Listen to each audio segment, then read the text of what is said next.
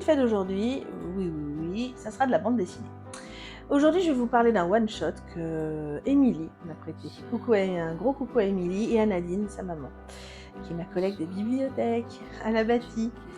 Voilà, donc Émilie, elle a voulu me faire partager une histoire qui l'avait émue et je l'ai beaucoup comprise. J'ai compris pourquoi ça l'avait touchée. Aujourd'hui, on va parler d'un one-shot. Donc, comme je vous ai dit, c'est une histoire en un seul volume. Il s'agit de Hungry Ghost, avec l'accent tout, vous avez vu un peu, et puis la magie de l'animation. Cette classe. Merci, la petite voix. C'est une BD de Victoria Ying, éditée chez Hachette dans la collection des romans graphiques, très exactement. Ouais, c'est très à la mode de dire roman graphique, bande dessinée.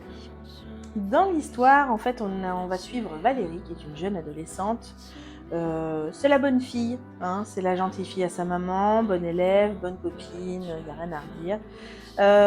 Sauf que depuis toujours, en fait, sa mère veille et surtout contrôle tout ce que sa fille peut manger, en fait. C'est-à-dire ce qu'elle mange et en quelle quantité. Et puis de trop près, puisqu'au bout d'un moment, ça va déraper et Valérie va en arriver à devenir boulimique. Elle va manger, se faire vomir, manger, se faire vomir, et ainsi de suite. Elle est obsédée, en fait, par les calories. En fait, sa tête, ce n'est plus qu'un gros calculateur à calories qu'elle peut ingurgiter ou pas. Savoir s'il faut qu'elle se fasse vomir parce qu'il ne faut pas qu'elle grossisse, il ne faut pas qu'elle ait un peu de gras. Si elle devient grosse, elle ne plaira à personne. Donc, en fait, sa mère l'a rendue obsédée par le comptage des calories et le fait de la minceur extrême. En plus de ça, elle a une copine qui justement est plutôt, allez, osons les mots, un peu comme moi, bonne en chair. Et du coup, en fait, sa copine, qui est bonne en chair justement, vit très bien. Elle, alors là, pas de problème, elle vit très bien dans son corps, elle vit très bien son physique, il n'y a pas de souci. Par contre, Valérie va en arriver à une vraie détestation,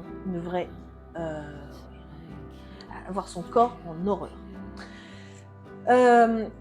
Alors, je vous spoil pas complètement l'histoire, je vous dis pas tout, je vous raconte pas tout, parce qu'il y a un garçon dans l'histoire aussi, vous en doutez, hein, on ne devient pas obsédé par son corps juste pour soi, il y a souvent aussi c'est pour les autres, et là en l'occurrence, il y a un garçon dans l'affaire.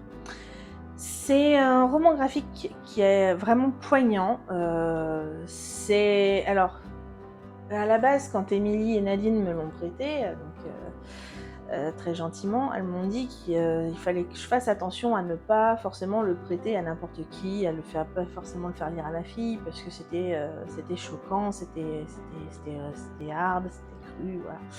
Ben, je l'ai quand même fait lire à ma fille, j'avoue. Je l'ai fait lire à Mathilde, 11 ans, parce que je trouve que le sujet est important, et que justement, pour les jeunes filles d'aujourd'hui, c'est important de savoir que les dérives, elles existent et que c'est un vrai danger pour la santé. Et je trouvais que c'était très, très, très bien expliqué dans cette bande dessinée.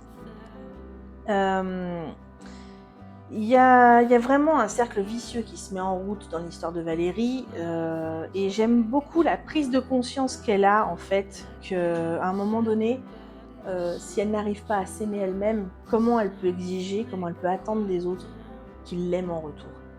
Donc je trouve que c'est très bien raconté. La relation avec sa maman, alors, on peut penser que la relation avec sa mère, elle peut être au beau fixe, puisque c'est la bonne fille à sa maman qui obéit tout le temps. Mais en réalité, au bout d'un moment, c'est pas une relation saine, on en a bien conscience, et c'est une histoire terrible. Et en même temps pleine d'espoir, puisque au final, il y a quand même un dialogue qui s'ouvre, même si on sent que le chemin sera très très long. Moi, je lui ai mis 5 étoiles sur 5. Je pense que c'est important d'avoir ce genre d'histoire pour donner l'alerte auprès du jeune public, auprès de nos jeunes d'aujourd'hui. C'est un message important qui est véhiculé par ce roman graphique. Et j'adhère, et dites-moi ce que vous en pensez, si vous l'avez lu, si vous avez envie de le lire, voilà. Et puis en attendant la prochaine, lisez.